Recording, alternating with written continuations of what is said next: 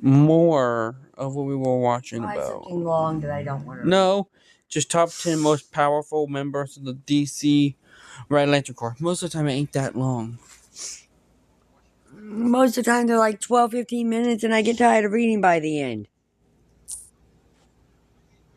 And yes, Mom, the blonde haired girl most of you is Supergirl since she was once a member. Hello and welcome to my channel, Boo Snakes and More. Today we're going to be talking about the Red Lantern Corps. So please like this video and subscribe to the channel. You pause it or not? No. Okay, I'm making sure. And for more videos like this, also watch my other house channel, A&A Snakes and Stuff. My youngest son's channel, Henny's Toys and Games, or my oldest son's channel, Little Chris 10. Mine. I'm the one who picked the article for her. Now let's dive into the video. I trusted this. I'm a nerd. When it comes to cosmic forces within the DC universe, some of the most powerful belong to the various Lantern Corps. The most well-known and powerful trend to be the ever-popular Green Lantern Corps, the official police force of the universe. However, there are several other Lantern Corps representing various colors and the emotions they represent. The most dangerous and inherently violent has to be the Red Lantern Corps, led by the very villainous Atrocious. The Red Lanterns are powered by the red light of hate, bathed in blood and anger. Here are the 10 most powerful members of the Red Lantern Corps. Rancor. Just so you know, people, she don't know their names that much, so yeah. Otherwise known as Jack Moore, Rancor was a kid from Earth who lived with his brother Ray and their grandfather after the passing of their mother. He suppressed his rage at his mother's accident by throwing himself into his studies and reading. However, while attending Oxford, he witnessed his grandfather having his life slain and his brother beaten severely by the police after going after the man responsible for their grandfather's death. In his rage, Jack is turned into a Red Lantern. Holding on to some of his reality, he decides to avenge his grandfather and brother, taking the life of his grandfather's killer. Number 9, Deathstar. Oh, you know how to say that? Yes, I know I have to say that. Oh yeah, I forgot I said that name. The interesting thing about this next Red Lantern has to be the fact that when he was originally written, he was meant to be a joke. However, the character evolved and became what writer Jeff Jones refers to as one of the most dangerous and ruthless members of the Red Lantern Corps. That character is Deathstar. Originally a blue house cat on Earth named Dexter, the cat's owner was tragically slain during a home invasion in Brooklyn. Managing to scratch one of the intruders, the cat became homeless before nearly passing away. However, its rage saved it, with a Red Lantern ring taking hold of the cat. Number 8, Superman Prime. It wasn't until DC Comics' cosmic event, Blackest Night, that some of the major DC heroes found themselves with some Lantern Corps rings of their own. The Red Lanterns were no different, as several heroes were forced to wear the rings in order to survive the Black Lantern Corps.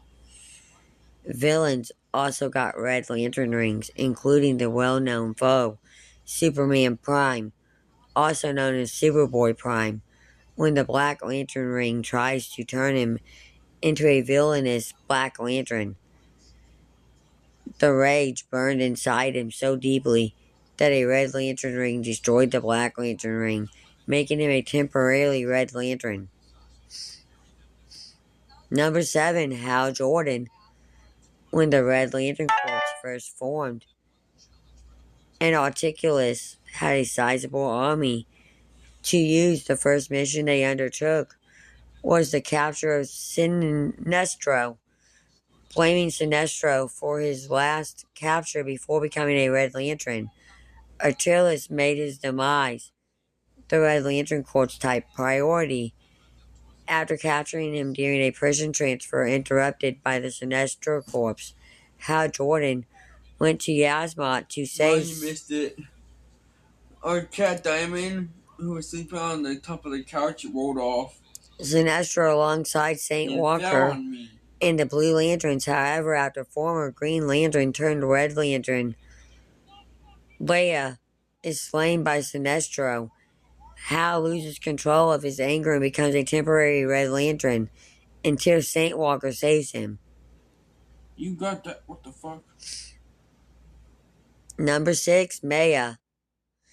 During the Blackest Night event, one of the major turning points in the battle against the undead forces of the Black Lantern Corps was the vicious Lantern Corps forming a brief alliance to stop them in their tracks. This included giving various heroes and villains their own power rings for battling the threat. Maya, the hero of the Seven Seas and true love of Aquaman, was given the power Show me of the Red Lanterns to batter Show the me. Black Lantern Corps. Fucking. I was gonna go pausing. That ain't Maya. That is Mara. Mara? No, hang on. Mara. Mara? Yeah, not Maya. That's Mara. Mara? You dumb. Mara, the hero of the Seven Seas and true love of Aquaman, was given the power of the Red Lanterns to batter the Black Lantern Corps. When her rage threatened to overtake her, Wonder Woman used the power of the Star Sapphire to bring her love for Aquaman to the forefront when he was resurrected. Number 5, Kyle Rayner. One of the most unique ring bearers of the Red Lantern Corps. It's Kyle Rayner. Rayner? Kyle Rayner.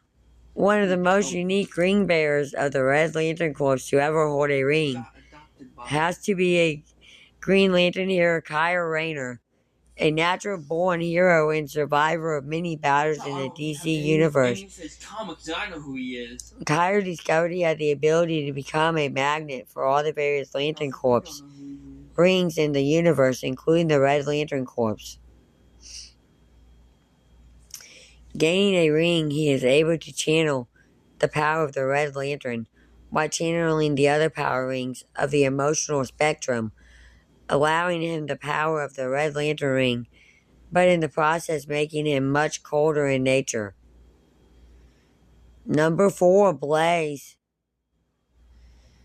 The most powerful member of the Red Lantern Corps.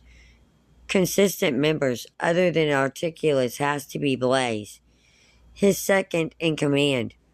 Once a prince for the planet Havana in Sector 33, or a princess for the planet Havana in Sector 33, she was captured by the Sinestro Corps and substantially found herself tortured at their hands while in captivity. Swearing vengeance, she was transformed and deformed by the Red Lantern Corps to extract her revenge, becoming Articulus' right-hand woman after he gave her back her intelligence.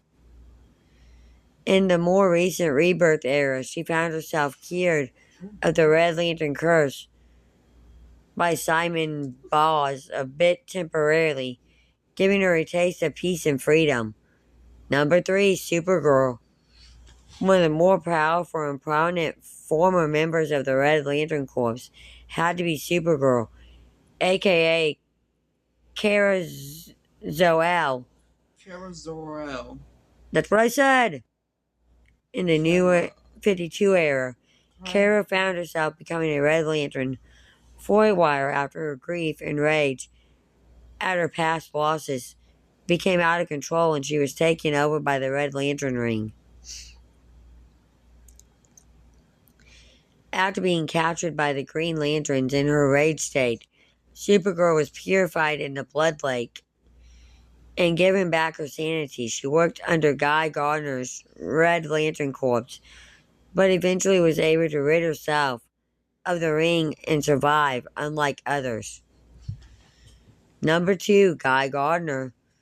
One of the toughest and most hard-headed members of the Green Lantern Corps was Guy Gardner. Guy's inner rage boils over after the presumed death of his friend Kyle Rayner in the comics, leading to Red Lantern Vince's ring taking Guy over.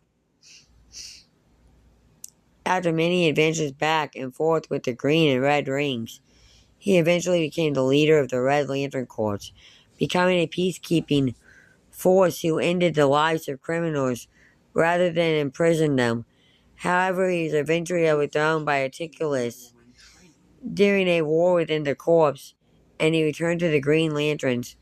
Number 1, Articulus. Not Articulus. That is Atrocitus. Atrocitus, the founder and leader of the Red Lantern Corps. You just watched a Atrocitus video on the Red Lanterns. is by far. Hang on, before you finish talking, you just watched a video on the Red Lanterns. And I still don't know how to pronounce his name, no. You still don't know how to fucking pronounce his name. When they say his name, it's Atrocitus. Atrocitus is by far the most powerful of all the Red Lanterns. After a former psychiatrist survived the massacre of his people at the hands of the Red Lanterns, Atrocitus became a criminal who fought against the Guardians of the Universe. After one too many defeats, Atrocitus slays the other 4 survivors he worked with and uses their blood to create the first Red Lantern battery, forming the Red Lantern Corps as its leader. Atrocitus leads many battles against the various other corps of the emotional spectrum, often creating chaos and rage in his wake. Thank you for watching this video, and peace out to the next one.